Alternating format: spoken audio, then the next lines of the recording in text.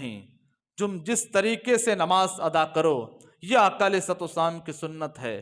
میں نے کئی بار یہ درس کے اندر بھی کہا، کئی بار یہ میں نے بات کی ہے، میں ایک طالب علم ہوں، طالب علم ہونے کی حیثیت سے یہ بات کر رہا ہوں کہ دو بھائی ہوں، اگر دونوں نمازی ہوں، اگر ایک رفع یدین کر کے نماز پڑھے، ایک بغیر رفع یدین کے پڑھے، دونوں کو مولوی نے لڑا دیا ہے، دونوں کا تعلق ٹوٹ گیا ہے، دونوں کا رشتہ جاتا رہا ہے۔ اس وجہ سے ایک سنت ادا کر کے نماز پڑھتا ہے رفع یدین والی، دوسرے کو بتایا گیا بغیر رفع یدین کے نماز ہے، دونوں منتشر ہو گئے۔ بات کہاں تک چلی گئی؟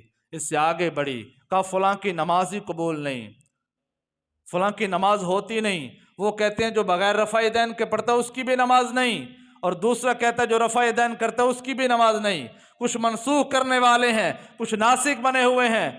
صاحبو، بات یہ ہے دل کو بڑا کرو، وسعت قلبی پیدا کرو۔ روایات ہیں لیکن آؤ مسجدوں کی طرف، آؤ مسجدوں کو آباد کرو۔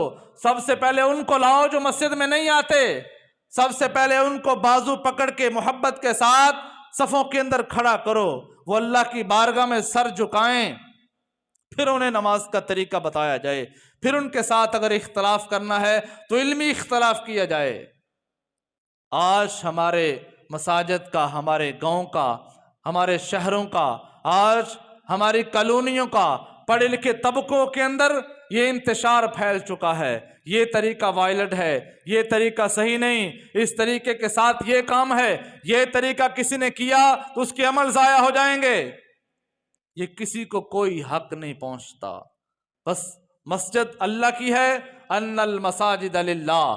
مسجد کے اندر آئیں، جس طریقے کے ساتھ چاہیں، جو آپ کے دل کے اندر طریقہ ہے، جو وائلڈ طریقہ ہے، جو آپ حدیث مبارکہ کو دیکھ رہے ہیں، مستند علماء سے سن رہے ہیں، یا آپ نے صحیح سند کے ساتھ حدیث کو پڑھا ہے، اسی طریقے کے ساتھ آ کے آقا علیہ الصلوۃ والسلام کی سنت کو ادا کریں۔ یہی دین ہے، یہی مصطفیٰ کا طریقہ ہے۔